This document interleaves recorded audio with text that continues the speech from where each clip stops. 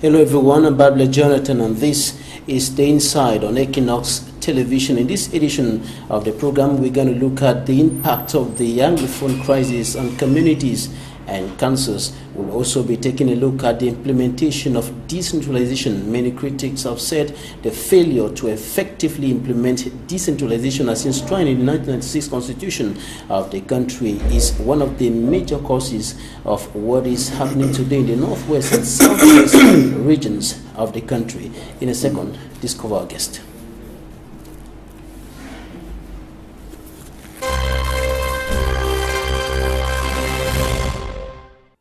He is from the crisis-stricken part of the Republic of Cameroon. He is from one of the two Anglophone regions of the country hit by socio-political and security crisis for more than a year today. He is from the southwest region of the country. His name, King Michael, Mayor of the Muyuka Council, one of the parts of the southwest region highly affected by the Anglophone crisis. Mr. Mayor, welcome to the program.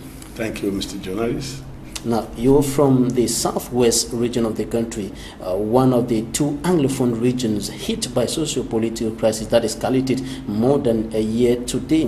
What is the situation on the ground? Thank you for having me on your program.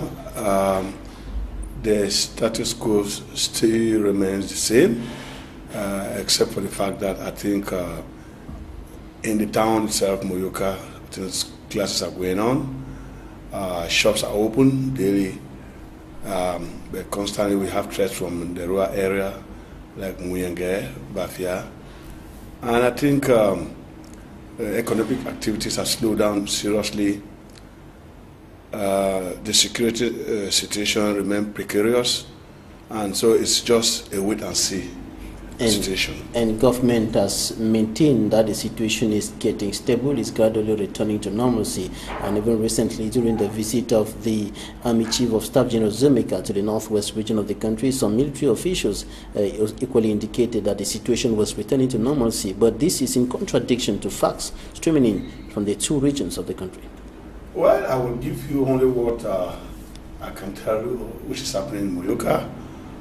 The rest of the other places, I'm not really sure of what is going on there, other than the fact that I think the crisis is almost crippling our economy in Muyuka. You know, council rely on taxes, especially the global taxes. If we can't even collect those taxes, I think it has a very big impact on our projections. We'll be looking at that in greater details. But first of all, let's look at the impact of the crisis on community life. We have several parts of the two Anglophone regions that have been completely devastated. Some houses have been burnt down, the villagers have fled, and some of the villagers, notably from Kumba, are now seeking refuge in neighboring Banga, and they fled as a result of conflicts between some forces, unidentified individuals, and forces of defense.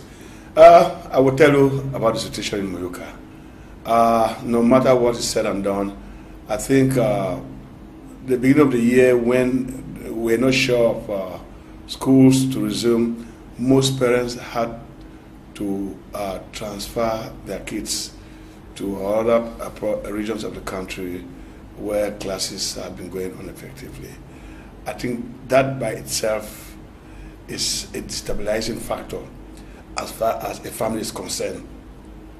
Now, talking about burning of houses, I myself have not witnessed a situation, but I think if that is a true assessment of a situation which is going on, then it is deplorable and regrettable. Yeah, we have places like Kwakwa where houses have been burnt down. Those are houses of Cameroon. We don't exactly know who did it. Who is that? That is a question. Who is doing it? I strongly believe it shouldn't be any Cameroonian to go and put down a house in Cameroon that belongs to another Cameroonian. If that's how lengthy we have gone with this crisis, then I think only God needs to bless the country, because I don't think brothers and sisters should quarrel, should disagree to the extent where life has to be eliminated. I think we've gone that too far. And the earlier we redress the situation to the normal, I think the better for this peace-loving country.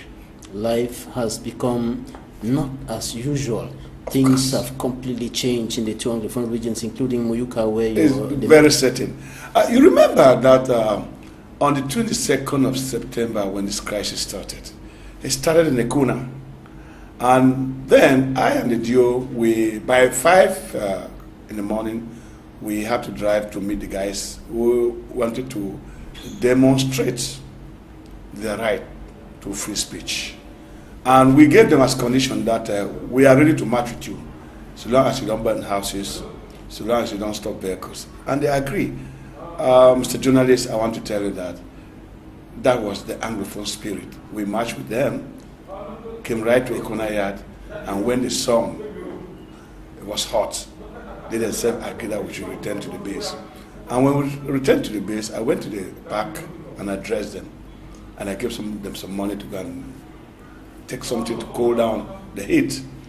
And I think it goes to demonstrate that those children who were marching, I learned a lot from them. They are Cameroonians. Amongst them, you had degree holders, you had A-levels, you have first school living, you have GC O-levels. And what was the cry? The rate of unemployment in the country is high. Competitive entrance examination is not the way it used to be in times when you wrote an examination and you could go and wait for results to come out. There are so many things that are going on today in the country.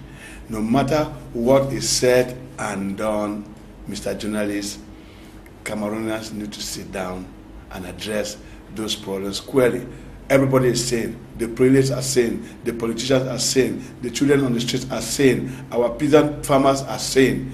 So what is still holding us as true brothers and sisters from the same country to come on the table and look for our differences? Look, last time I was in the South Province, and when I hear a place they've been for 2 weeks without electricity, is that normal? It's come on. So it is not only an Anglophone crisis, it is a crisis in the country whereby... Of course, when the two Anglophone regions are suffering, when the inhabitants are suffering, of course, it is affecting the when rest, part of their body is hurting, the whole body is hurting. So how are the inhabitants of Muyuka, for example, coping with the uncertainty, with the fear? It's a wait-and-see attitude, as I told you. And it's not only hurting Muyuka, it's hurting Cameroon as a whole. Many business people, when they want to, you talk about business to come and invest in Cameroon, they say, we are not coming. Because we learned there's war in Cameroon. That is not a true picture of what is going on. But again, as I said, if part of your body is hurting, the whole body hurts. So we, no matter whether we want to agree or disagree, it is hurting. And every Cameroonian, even the treasury of Cameroon is hurting. You see delays in payments, internal debts, and other things happening. It's because a good chunk of financial resources usually came from the Southwest region. And it's no longer there.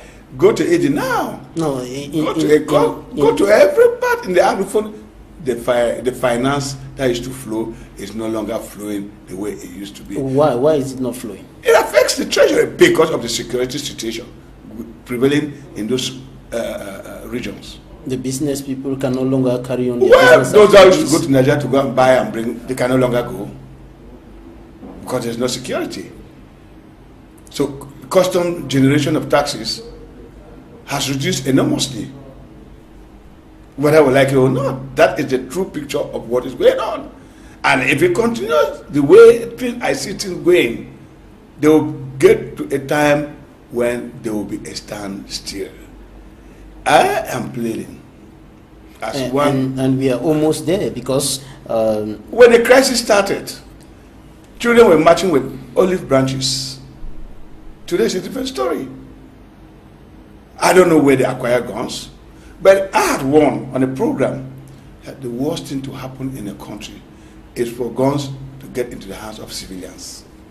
Nobody listening to that cry. We are there today.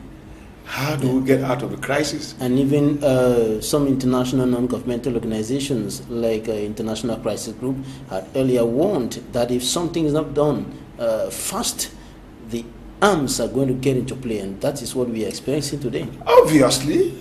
I mean, what else can we say? What else? It's a cry of a mother, the cry of a father in the wilderness, looking for their children, looking for their sisters and brothers. Again, we are all brothers and sisters, whether we like it or not. This Cameroon, this geographical location in West Africa, Central Africa, known as Cameroon, which lies almost on the equator, is a God-given country that belongs to everybody who was born and has lived in that country known as Cameroon. And talking about the impact of the crisis on councils, your council, the Muyuka Council, is one of those councils affected by this problem. During the last council session, you were indicating that the council revenue has significantly dropped. Can we have some details on that? Of course, because council rely on taxes. Now, because of the socio-political situation in Muyuka, there are certain areas that is a no-go to go and collect taxes. For example, you not want to take the risk to send somebody in Muyenge or Bafia to go and collect taxes.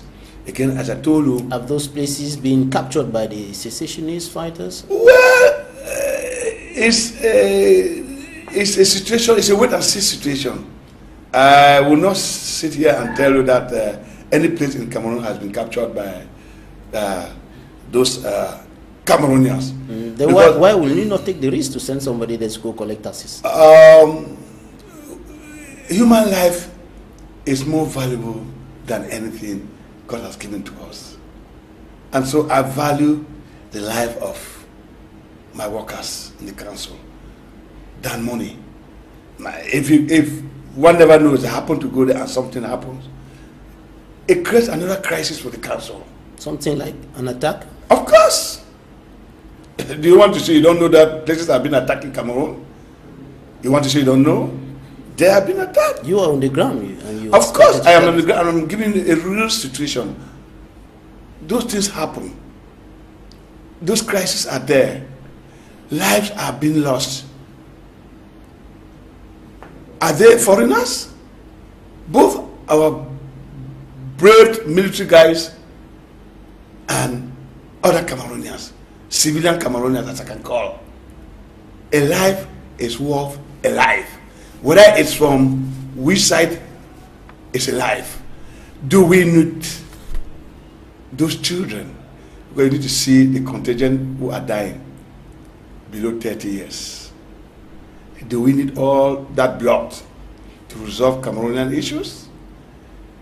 I don't think the role of any country, any government, is to protect its citizens.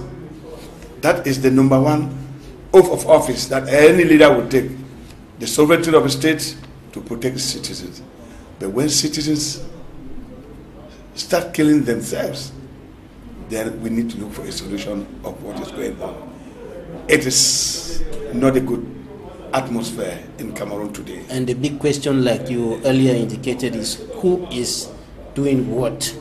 Because we have the killings on both sides, civilians, of course, and the military. Yes. And the civilians, the inhabitants, who talk to us are accusing the military of some excesses that lead to the deaths. I am not on the field. I'm not a military guy. So I will not stand here to tell that I know exactly those excesses you are talking about.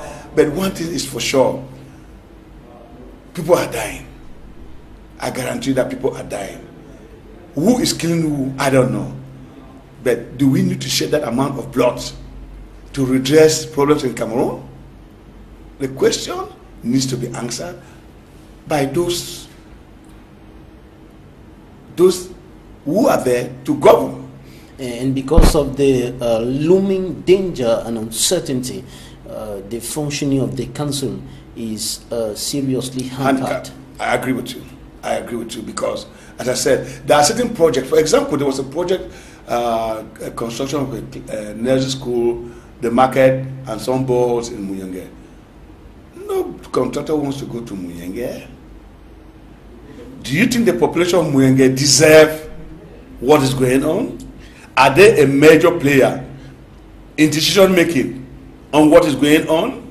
Remember, those people of Muyenge, they are just our poor parents, farmers, who want nothing but bread and butter on their table. But they are being terrorized every day.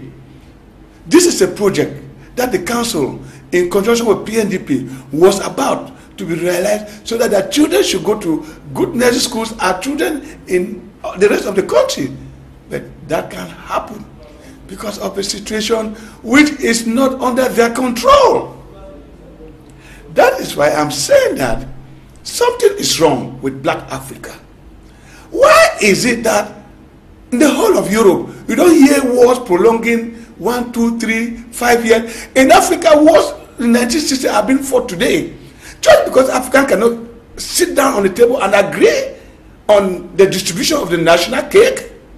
Are we serious? What did God do to the black race? It's not, I mean, look at Africa. Go to Northern Africa, it's completely different. Go to South Africa, it's completely different. But when you come to Central Africa, the center part of Africa, it's all blacks. All wars are there. All mismanagement is there. Underdevelopment is there. What is wrong? Did we do something wrong to God to punish us? And this has been contributing to maintain some communities in the enclave nature in which they have been, like the project you were talking about earlier in Muyenge. It was certainly going to help in improve on the living condition of the population, living condition of the people, and this is coming like something that is maintaining the people in their enclave nature. Sure. And that is where the big question is, that with all the resources that are found in these countries, we can't even manage ourselves. Do we expect the Frenchman or the Englishman or the American man to come to Cameroon to resolve our problems? I don't think they have a mastery of what is happening in a country.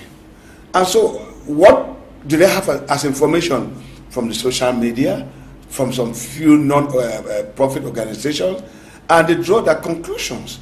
Now, are they better placed than us Cameroonians to come out with proposed solutions to resolve our issues? I don't think so. But, Mr. Journalist, and you earlier indicated that all of this is getting worse every day because we cannot agree. We can't sit down and agree on certain issues. And you talked of the sharing of the national cake. What is stopping us from agreeing? It's a $1 million question. That's why I'm asking why the black race was being cursed by God. I'll give you a very good example. Take the Democratic Republic of Congo. Katanga has a mineral that is used for the manufacturing of cell phones. That is one of the richest areas on the planet Earth. Why is Congo always at war? The United Nations has been there since 1960, but they are still at war. You know why? It's simple. Call all Congolese, sit on the table, and tell the people of Katanga, we know you have these resources. This is what we're going to do. We'll give you 10% of all what comes from your region, and the national territory will share the rest of it. I don't think those people will be too stupid not to accept. But if, as the black race believe, that we have the arms, we'll crush them, and we'll take everything for ourselves. And that is what is happening today in the Northwest and Southwest That's regions. what's happening in all of Africa. The civilians. In Cameroon, I will tell you, Mr. Journalist, I can't believe that for 2 years when this thing started, we've not had that concrete roundtable conference to discuss on the future of our country. We keep saying it's political, it's political. But if we, the politicians, we shy away from taking our responsibilities for what we were given the power to do, then I don't know what else to tell you. It is the responsibility of the politicians, Cameroonian politicians. Let us say we need a third party. We have wonderful men of God who have proved their merits, who can mediate amongst Cameroonians and look for concrete. You just follow the Episcopal conference, which they came out with a decision. I think that was yesterday. Let us put that in practice and see whether it will not resolve the problems. And why the politicians, the administrators, the government as a whole, and the other parties that are involved are tarrying to agree, are refusing to dialogue, even though they are preaching dialogue, refusing some subjects as taboos, notably talking about things like cessation, refusing some people that they can't come to the table. The grassroots is suffering. The innocent civilians are dying. Many of them can no longer go out and carry on their daily activities as usual. Sure, of course. But that's why I'm saying that something is really wrong with us. What is dialogue? I don't think you dialogue with a friend. You dialogue with somebody whom you disagree. What is taboo? Give me a break. No subject is taboo. Call everybody on the table. No subject is taboo. Call everybody on the table. And when you bring a topic, if the majority say no, then you don't have a place on that table. But if the majority is saying no, what is the alternative? Convince that person that, look, give you the case of Cameroon. We have been existing as a country since 1959. There are intermarriages between Cameroonians. People are free to live from one province to another. There is free movement amongst Cameroonians. Do you sit down today to say you want to divide the country? Those intermarriages, do you share those children? I don't think that is the solution. But if you can call those people on the table and say, okay, look, fellow brothers, we have gone that far to talk about dividing the country. Tell us, why do you want the country to be divided? They will tell you about problems of marginalization. They will tell you about problems of development. A problem of one people trying to absorb the minority, not having a place. Look, all Cameroonians should have that aspiration to be the leader of the country. It is that country. Now, in very clear terms, are you adding your voice to that of the Archbishop of the Bamenda Metropolitan Archdiocese, for example, Michael Bibi, Reverend Father Michael Bibi, and others who are calling for the release of people like Mancho, BBC, Sisiku, Ayuktabe and his collaborators, and that they should be brought down to the dialogue table? Now, if you are talking about solutions, my own proposals, I think if we want to get into the root cause of what is going on, and we are looking for solutions, honest solutions, I think the first point should be amnesty granted to those young men, girls and boys who either knowingly or unknowingly, because of their age and their environment, got involved on what is happening, what was going on previously. Grant the amnesty. They are not thieves. They are not terrorists. They are just children who were misled by somebody we don't know. The Minister of Communication. Why are they lamenting? Why are they lamenting where they are? Grant an amnesty. Once that is done, it gives an open window or door for everybody to say, okay, amnesty has been granted. Second thing is, propose that roundtable debate. I'll give you an example. 5 technocrats NGOs, the society, the prelates, 5 from each region, 50 of them.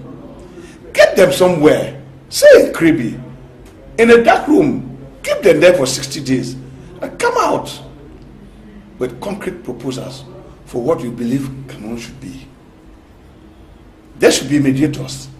You have great men of God who can mediate, who can be there as interlocutors. 60 days is enough time for them to come out with solutions that will be transmitted to the head of state. He has a final say. If he wants to pass it through a referendum, as well taken. If he wants to pass through the National Assembly, that is his choice. He is the head of state. But I think in order for us to do that, for us to give confidence, for us to make all of us go back to the young men who are, I don't know where this thing is coming from, to plead to them, come back home. Let us see how together we can fix Cameroon. Because let me tell you something. You think they can come back home with the present situation? I believe with the present situation, I don't know. Would their houses burnt down? But let me tell you something. Their relatives who have been killed. The more houses we are burning, the more lucrative ground we are giving for those young men and women to join the so-called Ambazonan forces. One thing is very important, Mr. Journalist, today that we have to do. Those children need a message of hope. Unfortunately, no member of the government, for example, has gone there to see them in Nigeria. They're there in their thousands, and even the Aya Foundation. I think the governor. Even the Aya Foundation that was going there the governor of the South, some weeks back, some days back, they were hindered from entering Nigeria. No, the governor of the South region has gone there. I'm strongly aware of that. He has gone there, and he's a member of government. His region was highly affected, so he went there. Now, but let me tell you something. Again, if you give a message of hope to those children, they will start listening. Yeah, but that's the problem. The message of hope is not coming. The message of hope is not coming. Well, I believe we are just playing. We're just playing with time. When Sisiku, Ayuk Tabe, and the others were in the Federal Republic of Nigeria, we heard that some government members went there. We heard what happened. But now, the refugees are there in their thousands. You went there to arrest the secessionists, and then now to go and check about your own citizens. That's... Well, I don't sit here to know all the details of what you are talking about. But I want to assure you that if the situation in the country gets better, they will return. Remember that those men and women who fled the country to a neighboring country was not the best option for them. They did that because of the situation in which they find themselves. But they were in between life and death. That's and why the only way which, as I tell you, could start bringing back those refugees is that assurance.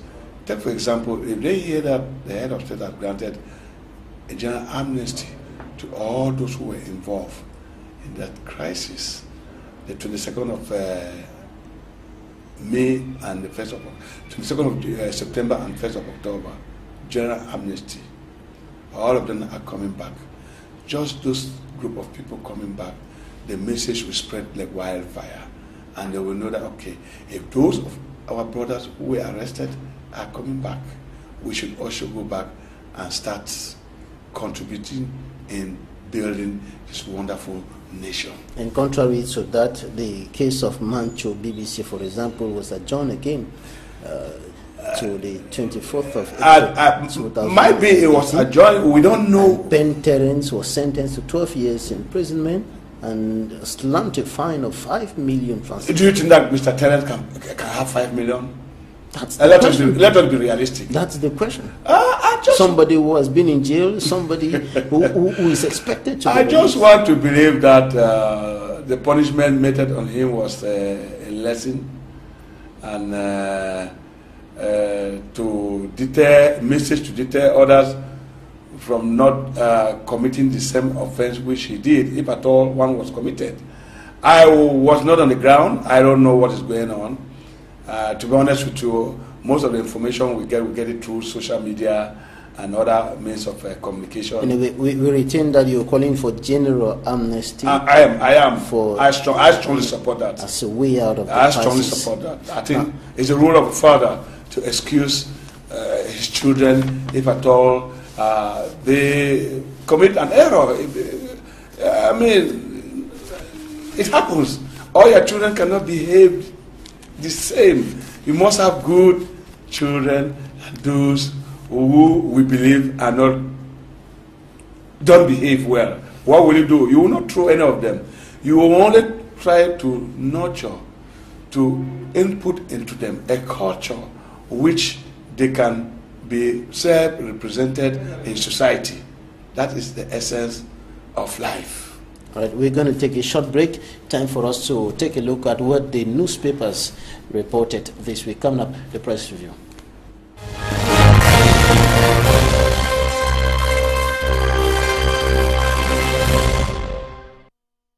Start this edition of the press review with The Voice newspaper. The main news on the front page of this edition of The Voice newspaper talks about the war in Bello. It is in the northwest region of the country, and according to the paper, a police commissioner shot 16 civilians to death. Amazonian fighters destroyed bridges to stop troops who were attacking from multiple fronts, forcing families to flee.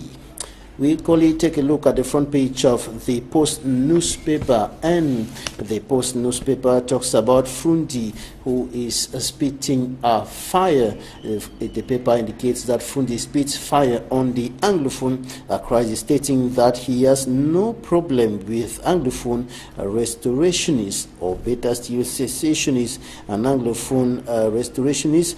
He accuses the CPDM militants, that's militants of the Cameroon People's Democratic Movement, CPDM political party, of disguising as Ambazonians to kidnap Social Democratic Front councillors. Now we take a look at the front page of the News Watch newspaper. Cameroonian Anglophone refugees starving to death in Nigeria. The paper talks about the deplorable situation of thousands of Cameroonians who are now seeking refuge in President Buhari's country, indicating that many of them are starving to death, with children now suffering from diarrhea, cholera, and other diseases. And the Star newspaper indicates that Ambazonian spokesman condemns colleagues for killing a pastor. That is the main one of the news headlines on the front page of the Star newspaper, which indicates in another news article that work on the 1.130 billion euro Nachtigall among hydroelectric dam is going to begin in July this year. The Guardian Post, in one of its issues, indicates that the President of the Republic of Cameroon recycles all guards in senatorial appointment. We equally have the Star newspaper that talks about the army demanding for proofs of excesses in the northwest and southwest regions of the country. The paper indicates that the army is highly accused, with the population pointing accusing fingers at elements of the National Armed Forces for the excesses in the Anglophone crisis in the northwest and southwest regions of the country, and the army is demanding proofs for that. We equally have the Guardian Post, as I indicated earlier, which indicates that the President of the Republic has maintained all guards as far as the senatorial appointment is concerned, by maintaining people like Marcel Njifenji, the President of the Senate, as well as Fonvi Mukete, Daikoli Daisala, Tame Masuma, and of course others who have been maintained among the 30 senators appointed by the President of the Republic. Now we take a look at the front page of the Rambler. University of Buea holds mayor's academic fraud, withdraws his degree certificates for entering into the university fraudulently. That is talking about the mayor of Buea, Kema Patrick Songe, whose degree certificates have been withdrawn by the University of Buea for alleged fraud. Those are some of the issues that we gathered from the newspapers this week. Now, coming back to you, Lord Mayor, we're going to talk about decentralization now. And many critics have indicated that the failure to effectively implement decentralization as enshrined in the 1996 Constitution of the Republic of Cameroon is one of the root causes of what is happening now, the socio-political impasse in the northwest and southwest regions of the country. What's your take on that? If not, the real cause has been the lack of implementation of that 1996 Constitution. I am a major actor on the field. I'm the mayor of Muyuka. Before that law was signed into promulgation, it was because those actors who drafted that constitution saw that the over-centralized system has failed. They came out with that constitution with good faith. And I think at that time, though it had its own demerits, but Cameroonians saw into it a way forward for a better Cameroon. 22 years later, we are sitting on the same table here, still talking about the 1996 Constitution. That is why I mentioned earlier that the black race has been cursed. We all agree on something. After 22 years, we are still talking on the same subject. Who do we want to come and implement? Is it the white man? No.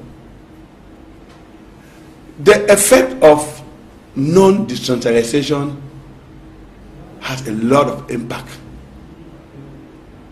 on those components that are not at the center of management.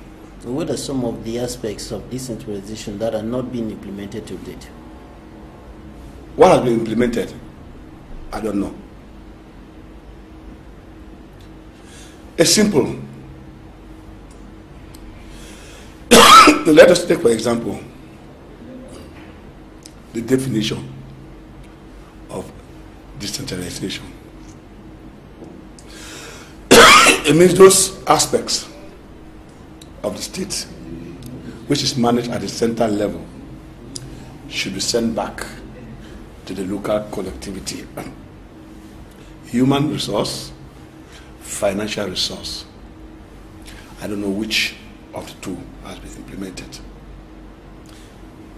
Now, simple calculus. So in the simple calculus, the national budget this year is 4,500 billion.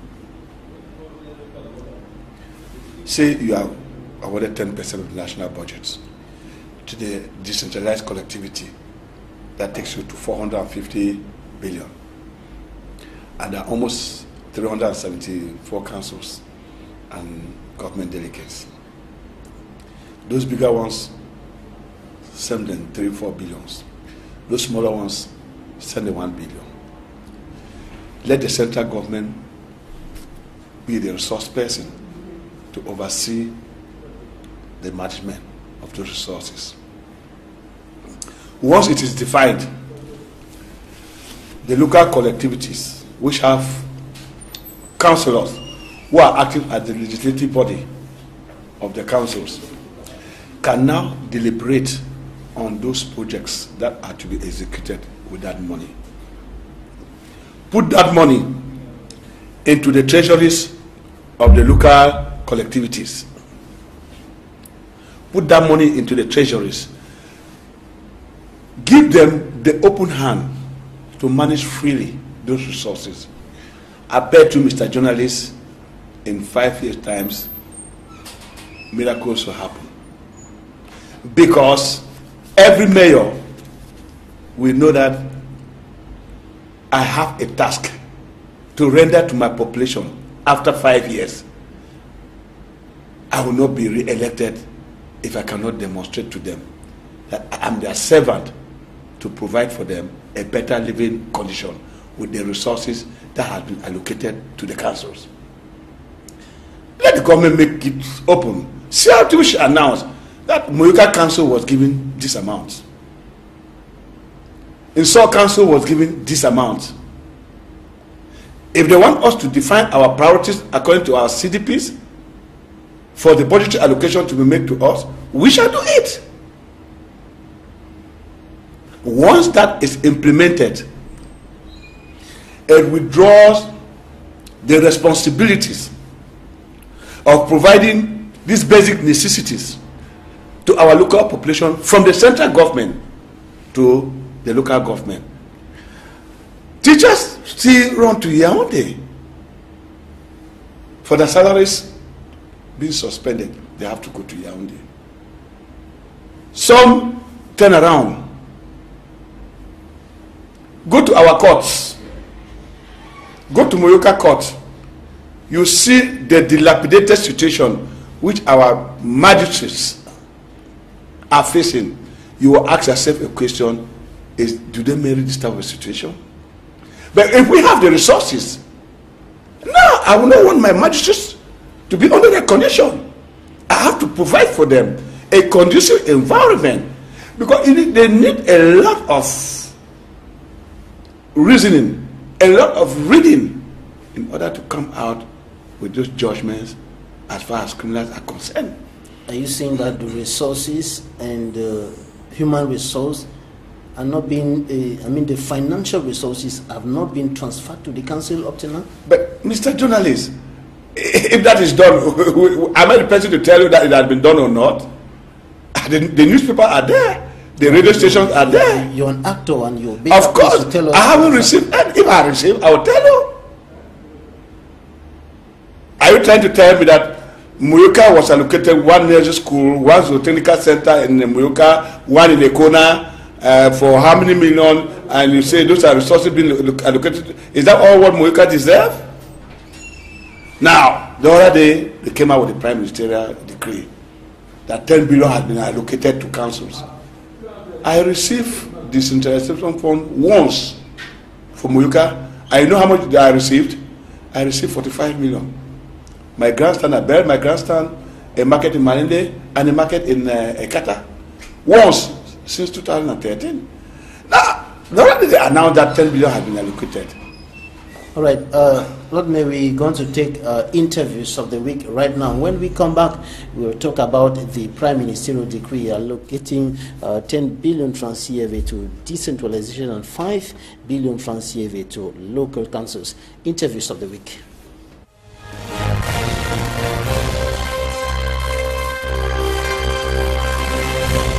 The military men are still being killed. In retaliation, the military killed the civilians and destroyed property. And I think that it has reached a stage that the head of state, our father and our president, if you have children in the house who are secessionists or terrorists, I think it's important to bring them together for an inclusive dialogue with everybody involved, so that they can actually bring out what their grievances are, and be able to, you should be able to find out from them, what makes them to behave the way they are behaving, and if possible, if the solutions taken so far is not resolving the problem, it means there is something fundamental that still needs to be done. And I think having that dialogue and getting everybody involved is going to be of help. We are very concerned about the situation in the southwest and the northwest regions. We intend to contribute to find solutions.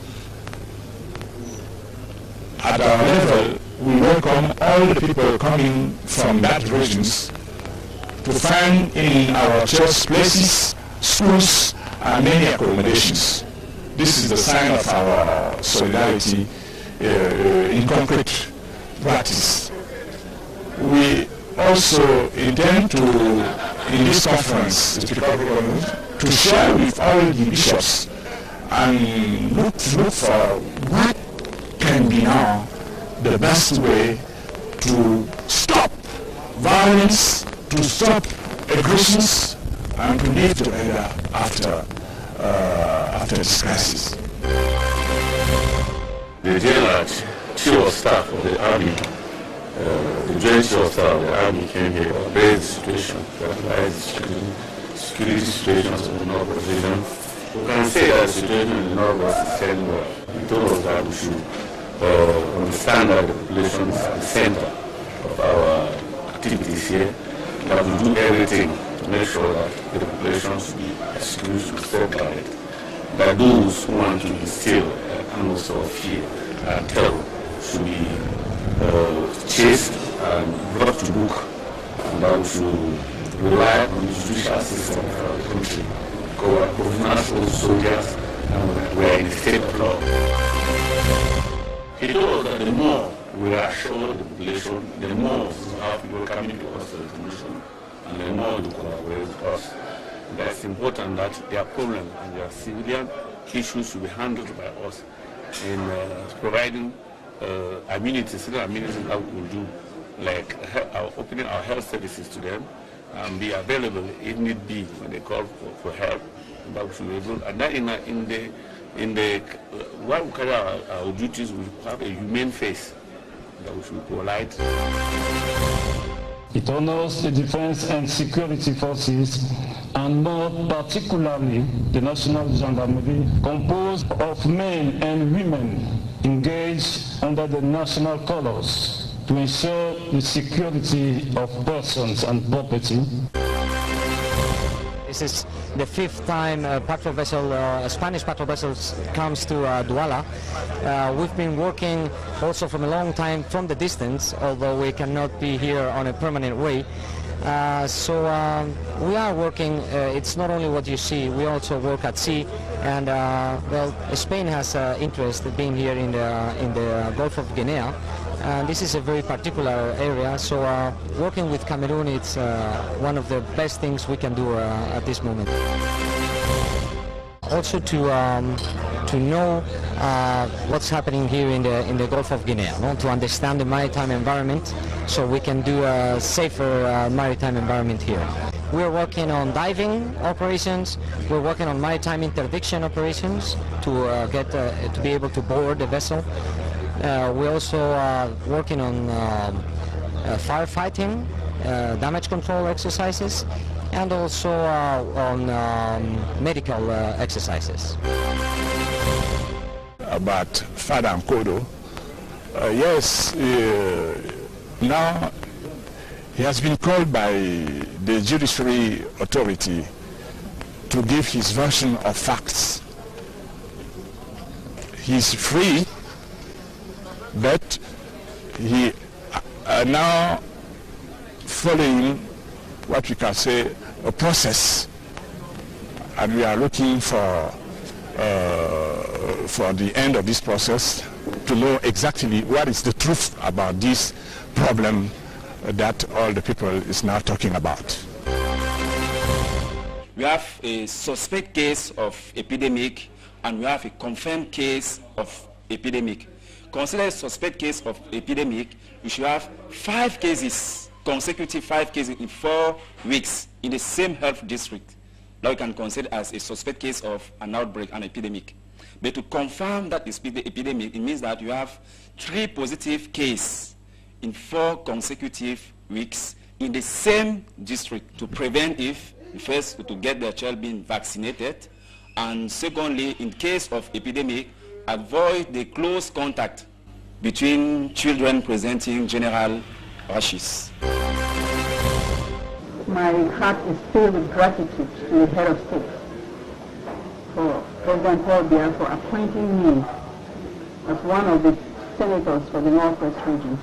I'm part of the team that will be working for this region. because you know that the head of state's first priority is for the population, that the population should be satisfied, and all efforts is aimed at satisfaction for the population. So as part of this team, I would say that we would work very hard, hand in hand, I hope, with the LDF, some LDF senators, that we would not disappoint the head of state to work for the population of this region, and why not for the whole country, because what happens here affects the nation as a whole. And very excited, very excited for this nomination. It's a recognition of the hard work that Mamundi has put in. And we know that in this time of crisis, Mamundi has been one of our leaders in this region. So I know and I expect that with this recognition from the highest levels, she will continue to carry on this very important work for our people, for our region, and for the nation of Cameroon. This is the second convention for the CRM between 5 years, because 5 years ago, we founded this political party. And since 5 years, we are in the National Assembly, and we are the youngest political party in the National Assembly. Only 5 years. The older political party in the National Assembly was born in 1948. Another one in 1966 or 1985. And some other one, it was in the 90s, in 1990 or 1992. We are the youngest, but we are there among 305 political parties in Cameroon. So we are increasing. We are working on the field, on the hotspot, political hotspots. So we think that now our hope, our ambition, we are convinced that we should be the first political party in Cameroon. For Douala, one of the first issues is the transport network, because the transport network makes it a very challenging city, and business would lose money. You know, if you can get something from A to B quicker, then you actually affect your business quicker. So the first thing for me is transportation. Then obviously the second thing I believe which Douala has, which is a huge challenge, is not just architectural, but it affects the cityscape and design, is the urban influx. Those who come from the rural areas into the urban areas to try to make their lives better. You can't stop that. So I think that there needs to be a mechanism and a program to actually cater for that population who tend to be the marginalized groups and who tend to operate in the informal sector. So you see, this is a problem which is not just the architecture, what you see, but there are other layers beneath that, you know, the social, the cultural, and the immigration and migration. So that's the second thing. Now the third thing, I believe, is to do with, if Douala is quite, in terms of its location above sea level, is quite low compared to a town like Boya or Chang. You know, in Boya and Chang, the temperature is quite subdued, it's quite pleasant. But in Douala, because the temperature is so hot, the designs need to have a lot of cross ventilation. But you enter into some buildings that do not have air conditioning, there is not sufficient cross ventilation. So I think in terms of designing the specific building, there needs to be more cross ventilation. Our aims for the holiday classes is to catch up with the children. If we leave these children for 2 weeks, most of the things that they were taught during the second term and first term, they will forget. We take about 75% of our time on English and mathematics, because these are the subjects that will be written in the common entrance. Then the other 25% we put general paper, ICT. If you take a classroom for about 80 to 100 students, it is but obvious that we shall have some students who will really be lagging behind. And so they need that something extra, that extra push. And that extra push can only come from something like this holiday classes. When you see somebody coming, you say welcome. When you see somebody going, you say goodbye. When you turn up on the bed, you say good morning.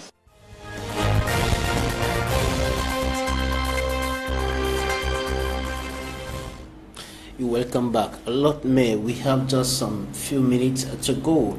The President of the Republic indicated that decentralization was going to be accelerated, and now the Prime Ministerial decree comes allocating 10 billion francs CFA to decentralization and just 5 billion francs CFA to the local councils. Is this enough to accelerate decentralization?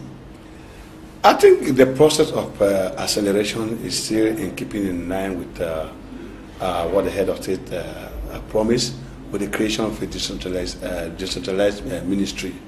I strongly believe that still working on the various people to be responsible in implementing that 1996 decree. However, having said that, the Prime Ministerial text allocating 10 billion to the local collectivities, should I say is in the right direction or whatever, I don't know. But I think 5 billion was allocated to the local collectivity, 3 billion for mayor's salary, and 2 billion for meetings. We are still having meetings today, after 22 years, in the implementation of the 1996 decree. It's like we are mocking ourselves. How do you share 5 billion among 373 councils? What percentage is 5 billion to the national budget of 4,500 billion? Either we do something or we don't do it. We shall keep living as Cameroonians, as brothers and sisters. In a nutshell, you're saying that is grossly insufficient. Do the maths for yourself. I know even if you are not a math student, you can do the arithmetic. What percentage is 5 billion as compared to 4,500 billion? How do you share 5 billion to 373 councils? So when you send 15 million, 20 million to a council, is to do what? I don't know. But I think while waiting on